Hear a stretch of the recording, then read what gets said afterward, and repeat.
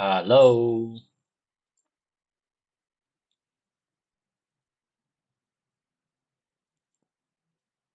Okay, today let's continue reading our new chapter.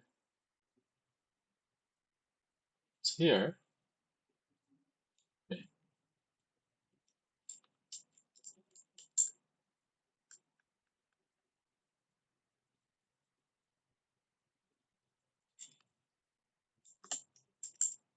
哇，约翰·拉金斯，艺术批评家、社会思想家的作家，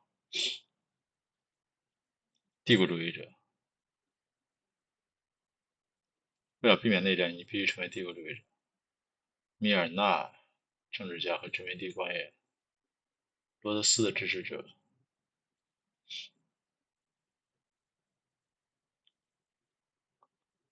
南非。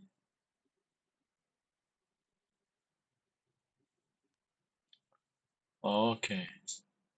In 1870, a wealthy British socialist by the name of John Ruskin was appointed as Professor of Fine Arts at Oxford University in London. He thought that the state must take control of the means of production and organize them for the good of the community as a whole. It advocated placing control of the state into the hands of a small ruling class, perhaps even a single dictator. He said, "My continual aim has been to show the eternal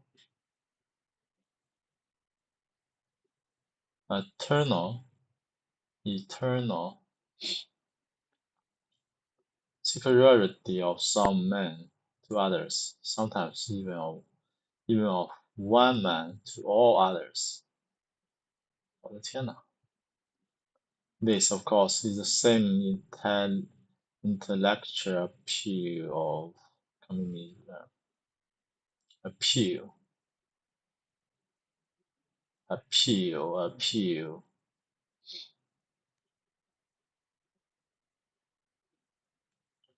列宁 taught that the masses could not be trusted to handle their own affairs and that a special group of disciplined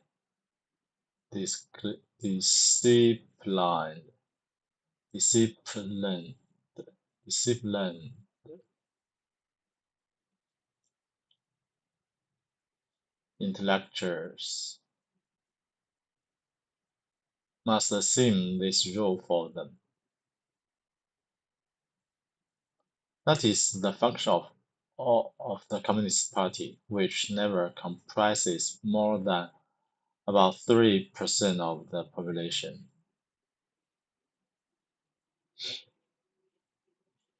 Even when the carried of free election, charade 装模作样 charade 天哪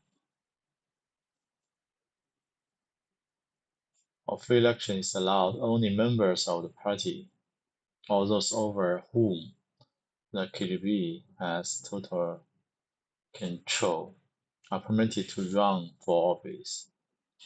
The concept that a ruling party of all classes is the ideal structure for society at the heart of all collectivist schemes, regardless of whether they are called socialism, communism, Nazism,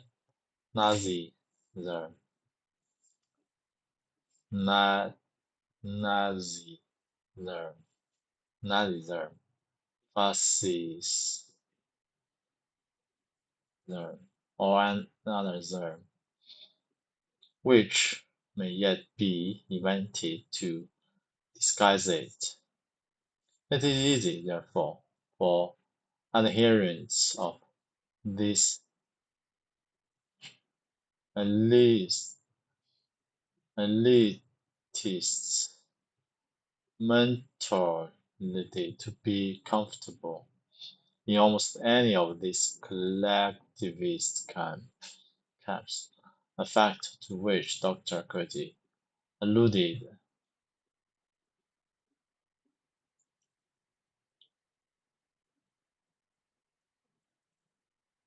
when he wrote this network, which we may identify as the roundtable groups, has no aversion to cooperating with the communists or any other groups, and frequently does so.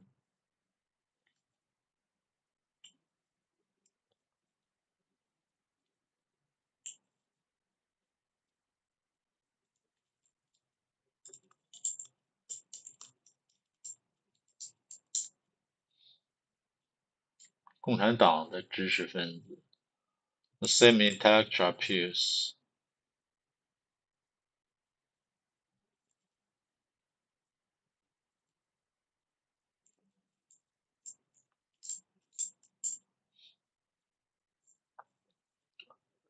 列宁教导说，群众不能被信任来处理自己的事务，必须有一群纪律严明的知识分子为他们承担这些角色，这就是共产政党的功能。其成员数量从不要人有3%。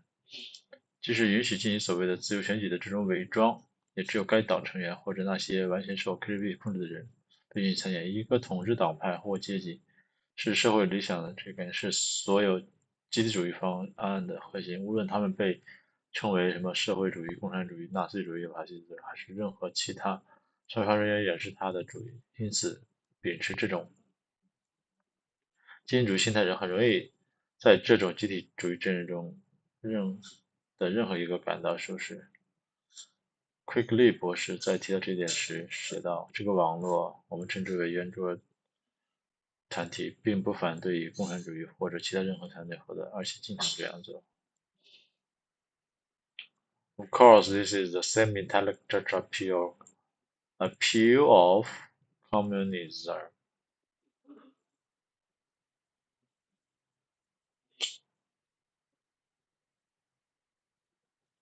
Lenin taught that the masses could not be trusted to handle their own affairs, and that a special group of declined intelligence declined 有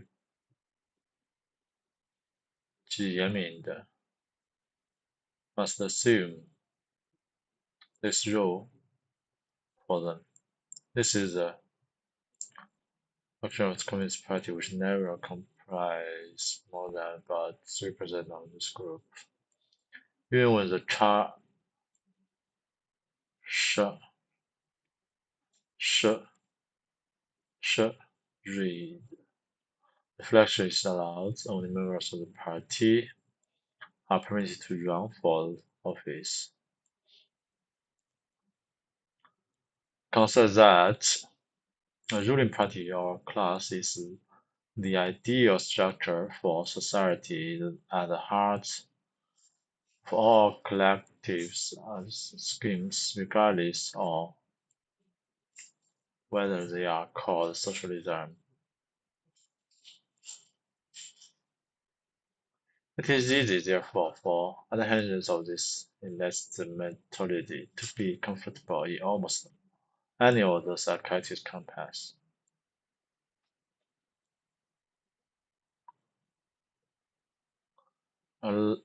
Alluded to this when he wrote this work, which we may identify as the roundtable groups, has no aversion to cooperation with the communists, has no aversion to communists or any other groups, and frequently does so.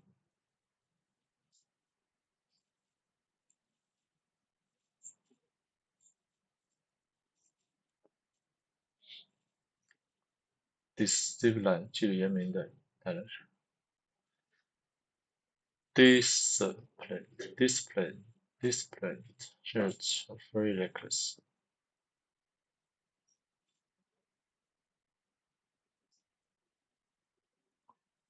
chariot of free electric, collectivist schemes.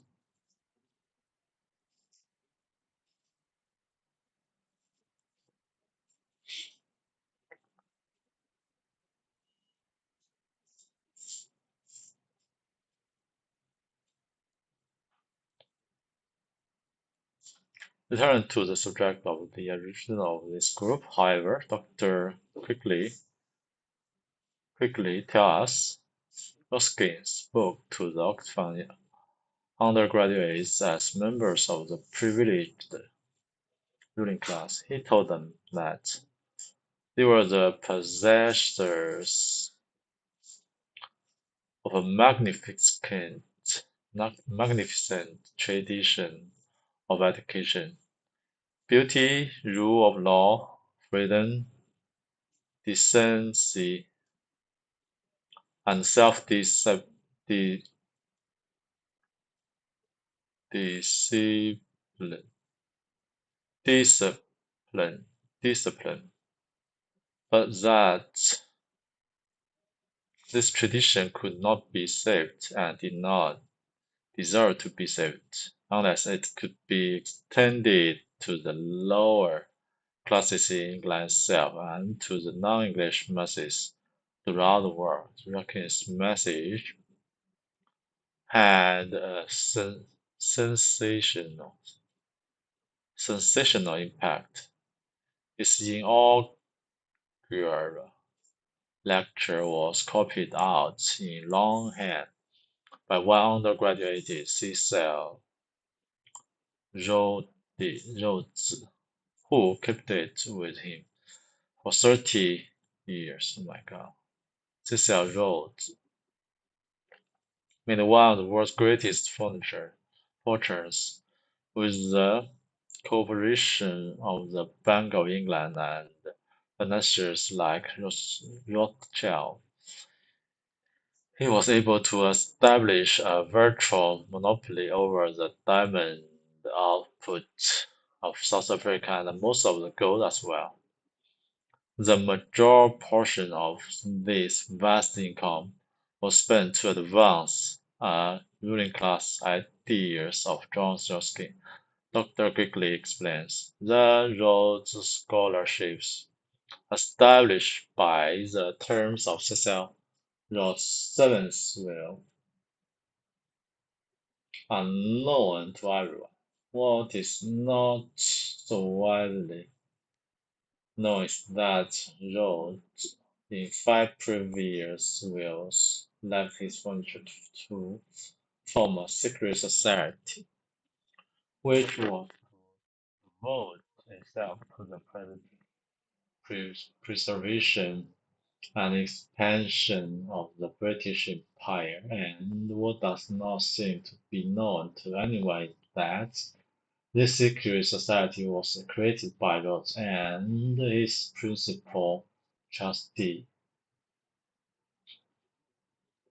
Lord Milner, and continues to exist to this day. In his book on Rhodes' wills, he said who was a member of the inner circle. Rhodes in one place, Mr. Rhodes was more than the founder of a dynasty.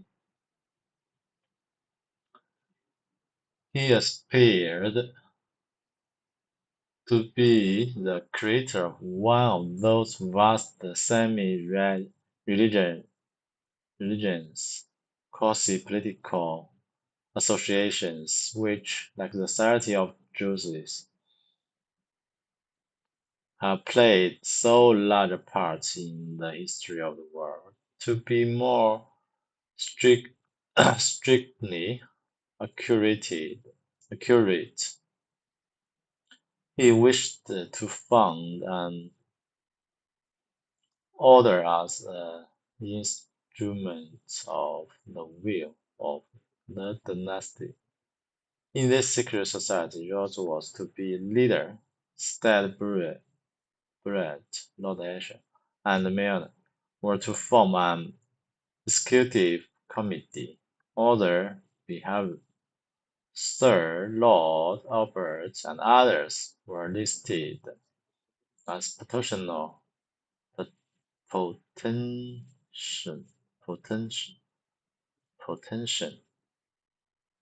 potential potential members of a circle of initiates. Well, there was to be an outer cycle known as the Association of Helpers, later organized by Miller and the Roundtable Organization. The pattern of conspiracy. Here, then, was a classic pattern of political conspiracy. This was the structure that made it possible for quickly to differentiate between an international network and the secret society within that network. At the center, there is always a tiny group in complete control, with one man as the undisputed leader.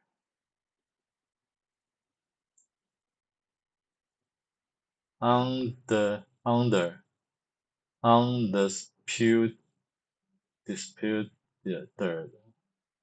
disputed leader. Next is a circle of secondary leadership that, for the most part, is unaware of an inner core. They are led to believe that they are the innermost ring. In time, these conversions are built from the center out.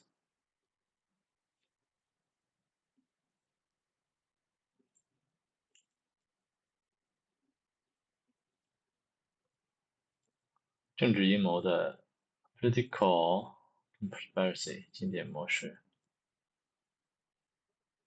这种结构使得 JEKYLL 能够区分一个国际的网络和在中心，作为关键中的小团体，其中一人是无可争议的领袖。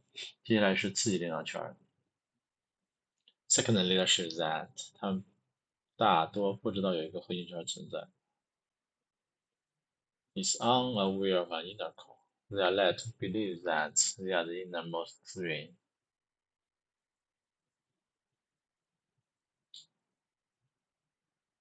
Secret society, tiny group, undisputed leader. Inner core, innermost ring.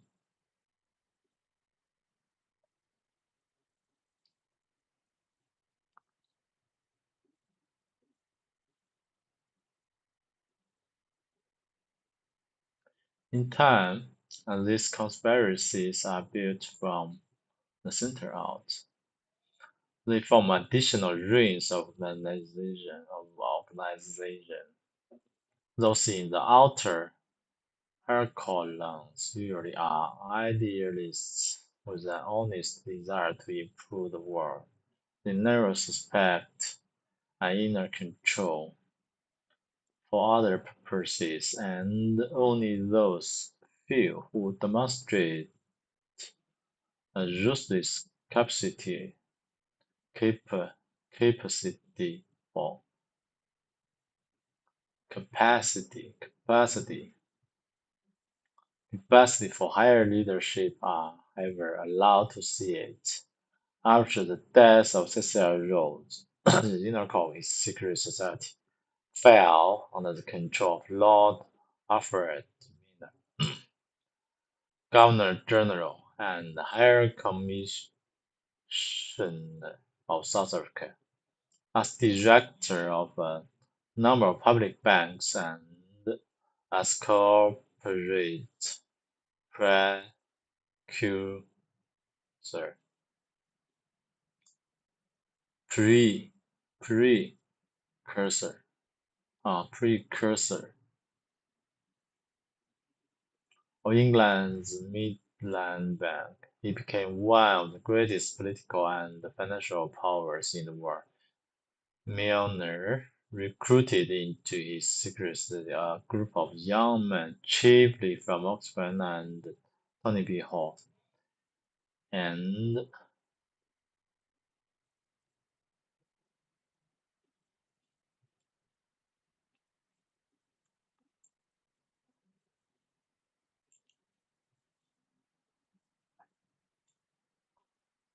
他的命运落入了他觉得那是南非的 Governor and Commissioner.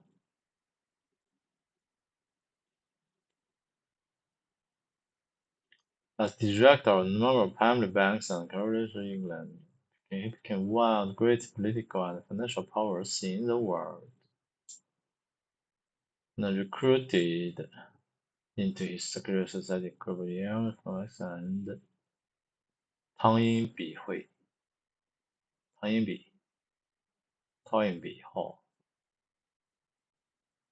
的汤因比 Hall，英国大学汤因比伦敦的一个社会改革机构。Corporate Press of England Mid Bank. Corporate person.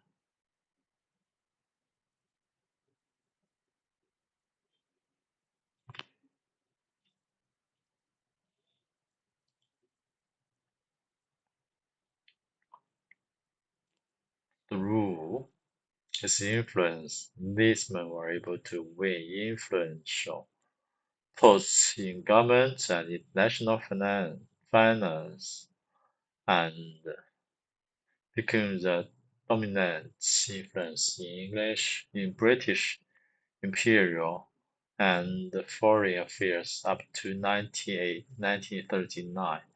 They organized the semi-secret groups known as Round Table Group in the three British dependencies and the United States.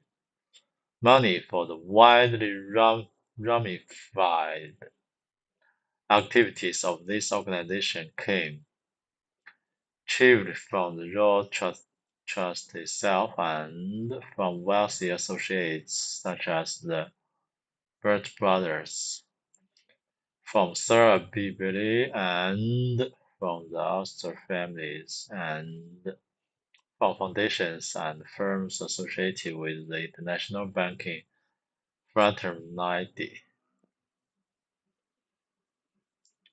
Fraternity.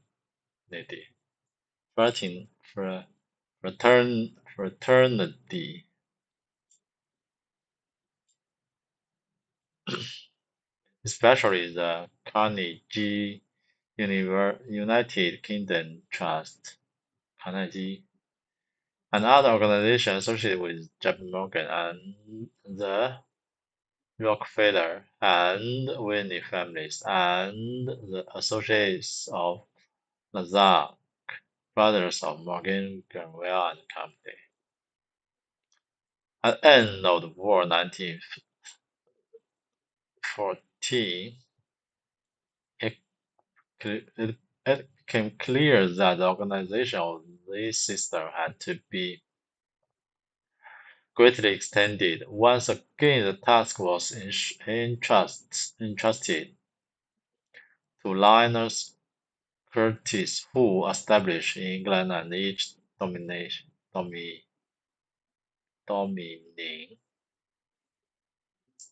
the meaning of fund organization to exist in local round table group.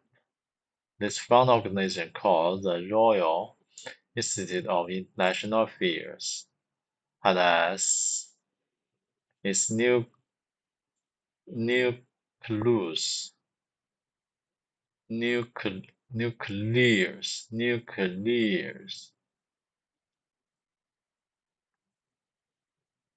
in each area the existing submerged round table group.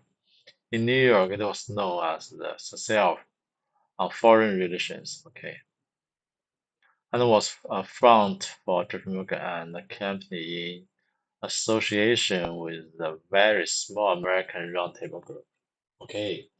The Council of Foreign Relations 说到正题了 was a spin-off from the failure of the world's leaders at the end of World War I to embrace the League of Nations as a true world government.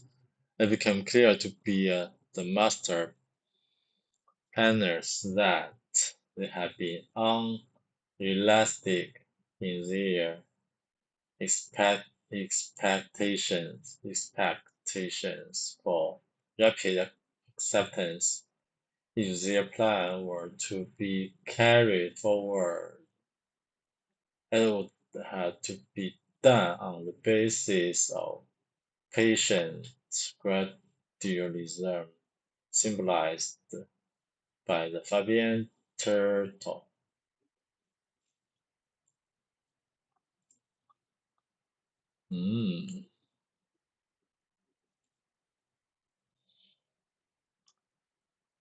对啊，是领导人未能接受国际联盟作为真正世界政府的失败中延伸出来的，作为真正世界政府的失败中延伸出来的。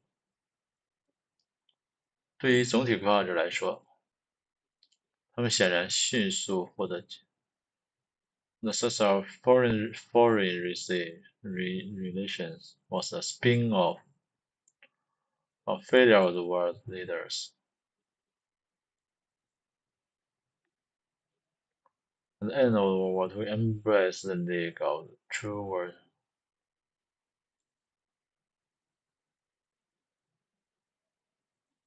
It became clear to the master planners that they had been unrealistic in their expectations for rapid acceptance.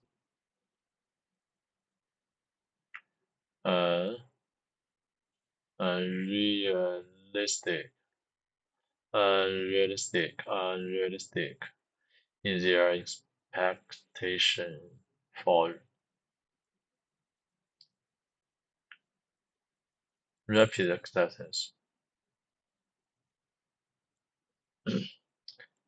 If their plan were to be carried forward, it would have to be done on the basis of patience, gradualism, symbolized by the Fabian turtle.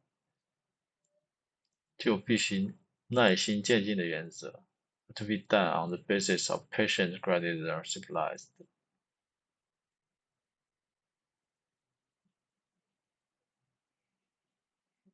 耐心渐进 gradualism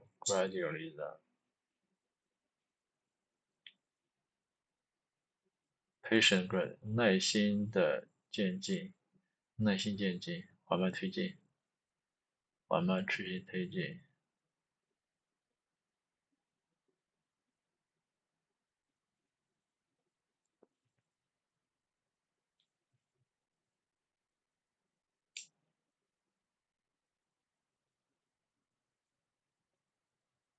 House was only one man, where a multitude was needed.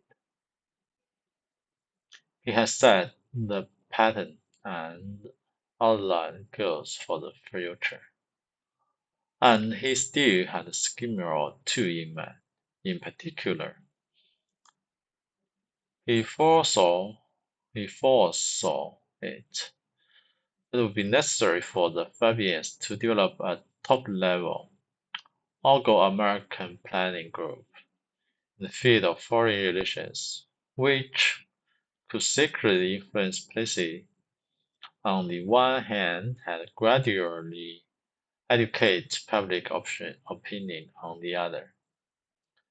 To the ambitious young Fabians, British and Americans, who had flocked to the peace conference as economists and junior officials, it soon became evident that a new world order was not about to be produced at Paris. For them, JEKYLL House arranged a dinner meeting at the Hotel Majestic. On May 19, 1919, together with a secret group of identified Englishmen, notably Arnold Toynbee and John Maynard Keynes, were equally disillusioned for various reasons by the consequence of the peace. They made a gentleman's agreement to set up an organization with branches in England and America to facilitate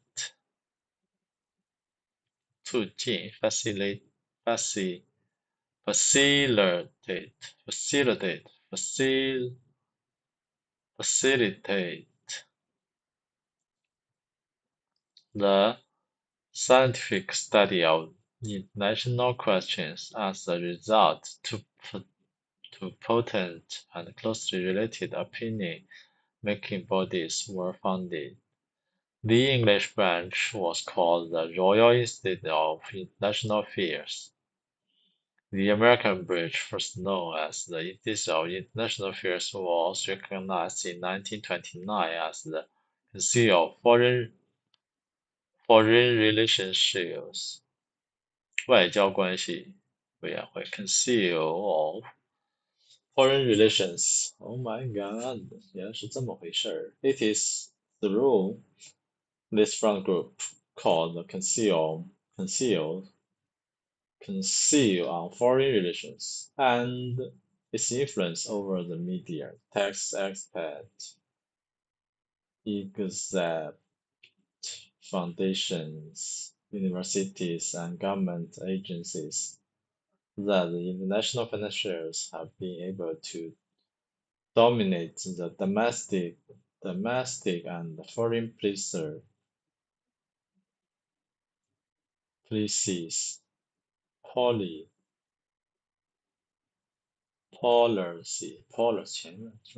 policies of the United States ever since. We shall have more to say about the CFR, but our focal point for now is Great Britain and, in particular, the help given communists in Russia by law of Miller and its web of secret societies, roundtable agents in Russia. OK， 主要讲 Russia 的部分。In Russia, prior to and during the revolution, there were many local observers, tourists, and newsmen who reported that British and American agents were everywhere, particularly in Petrograd, providing money for insurrection.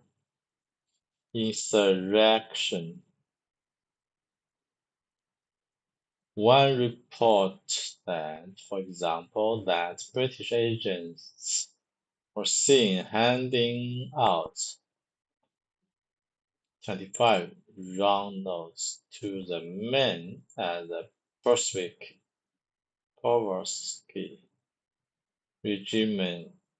Regiment just a few hours before it mutinied against its officer and sided with the revolution.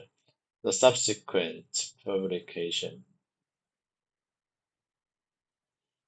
of various memories and documents made it clear that this funding was provided by Miller and channeled through Sir George Bushman, who was the British ambassador to Russia at that time. It was ploy that had worked so well for the couple many times in the past. Roundtable members were once against working both sides of the conflict to weaken and topple a target government. Tsar Nicholas had every reason to believe that, since the British were Russia's allies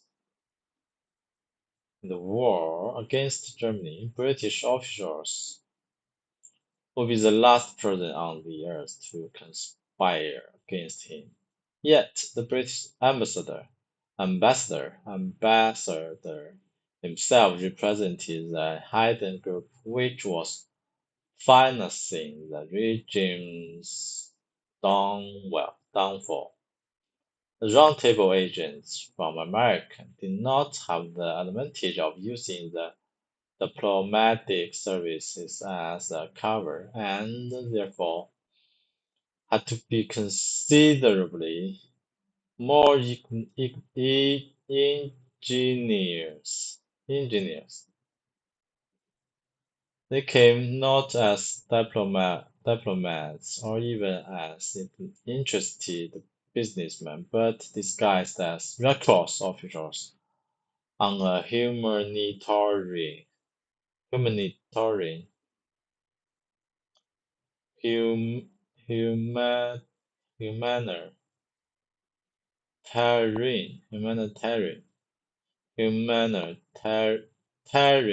humanitarian mission.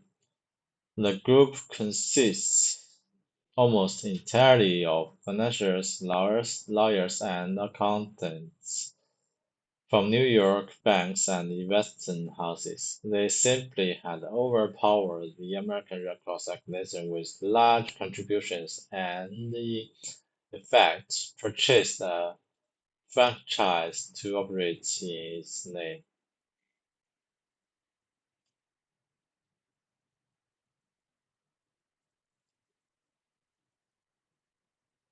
Operate in its name. In 1910, Red Cross fundraising campaign for 2 million, for example, was successful only because it was supported by these wealthy residents of New York City. J.P. Morgan himself contributed 100,000. Henry P. Depkin was chairman of the 19th New York Fundraising Committee and later became chairman of the War Council of the American Red Cross. The Red Cross was unable to cope with the demands of World War One, and in fact, it was taken over by these New York bankers. Hmm.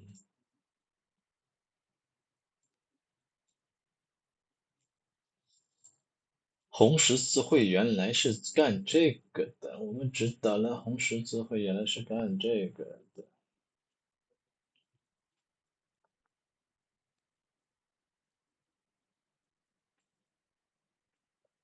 Fundraising campaign 筹款活动，fundraising campaign 活动 for example successful because it was supported by this wealthy residents of New York.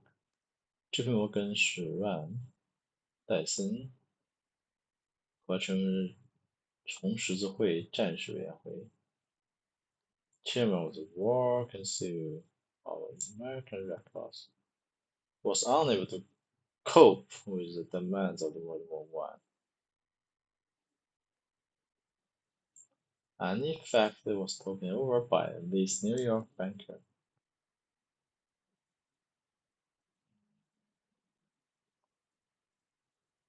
War Council 战士委员会 in fact was taken over.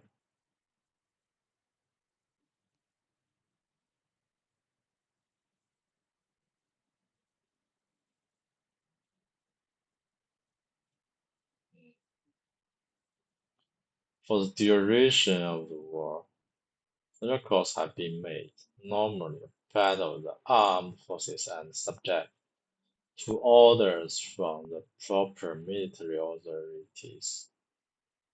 It was not clear who these authorities were, and in fact, there were never any orders, but the arrangement made it possible for the participants to receive military commissions and wear the uniforms of American army officers.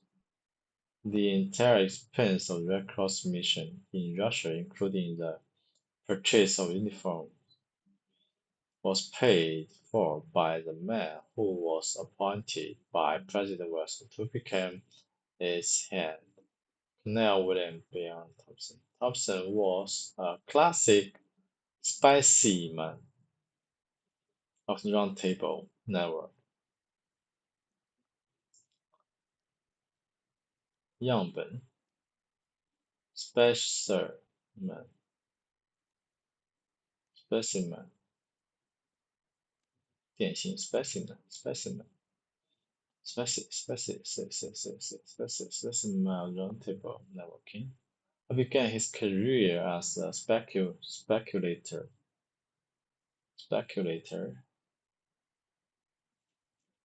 in copper mines.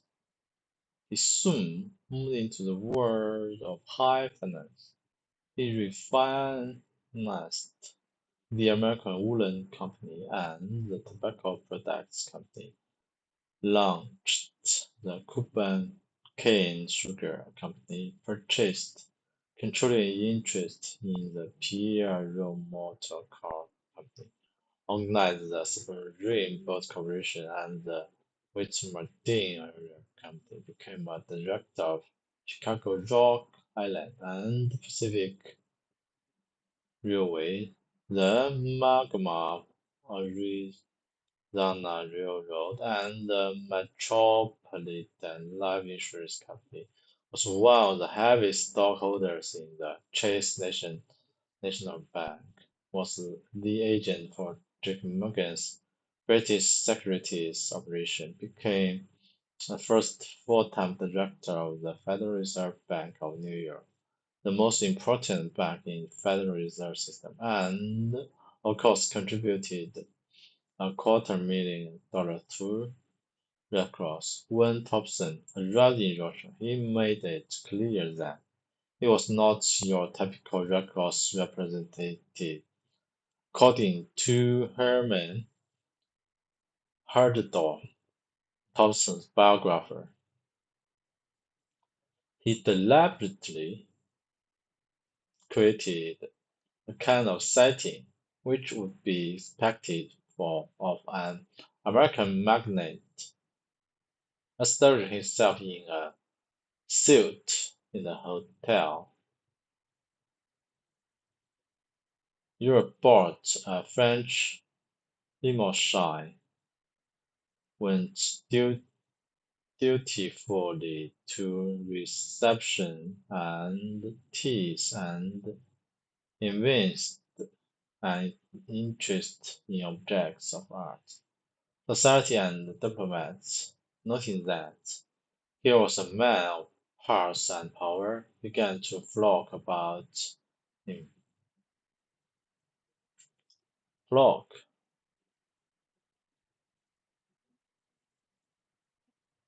He was entertained at the embassies at the house of Kerensky's minister. It was discovered that he was a collector, and those with antiques to sell fluttered around him, offering him miniatures destined China, even a palace or two.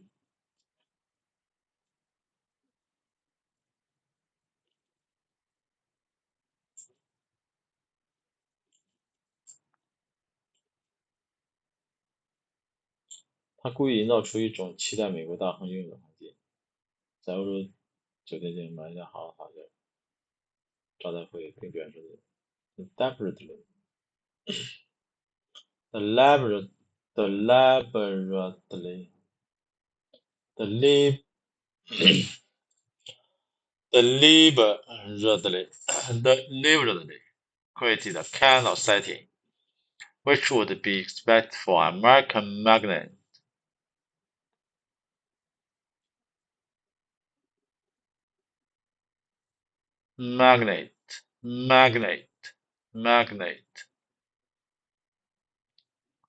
established himself in a suit in the hotel in Europe, brought a French limousine, limousine, limousine, limousine, limousine, limousine, went dutifully to receptions and teas, and evinced an interest in objects of art. Society and diplomats. Diplomat. Diplomat. Diplomat. Diplomat. Noting that he was a man of parts and power, began to flock by him.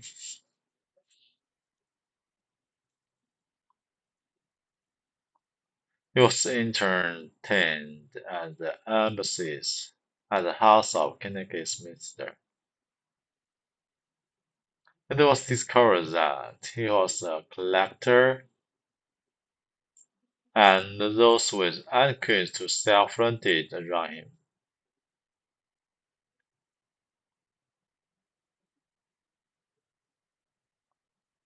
Offering him miniatures, design china, tapestries, even plays or two. American magnate, hotel, France Reserve, limousine, evinced an interest, evince, man parts of power.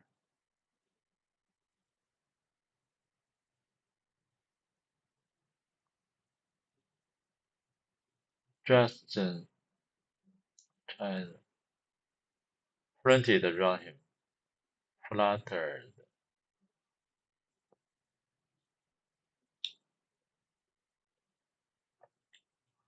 When Thompson attended the opera, he was given the Imperial box. People on the street called him the American Tsar, and it's not surprising that, according to George Kenney, he was viewed by the Carnegie authorities as the real ambassador of the United States. It was not a matter of record that Thompson syndicated the purchase on Wall Street of Russian bonds in the amount of 10 million raw, ruble, ruble, ruble. In addition, he gave over 2 million ruble to Alaska for propaganda purposes inside Russia, and with JP Morgan gave a raw ruble, gave the ruble equivalent of $1 million to Portuguese for the spreading of revolutionary propaganda outside of Russia, particularly in Germany and Austria. A photograph of the cablegram from Morgan to Thompson advising that the money had been transferred to the nation's city bank branch in Portugal is included in the book.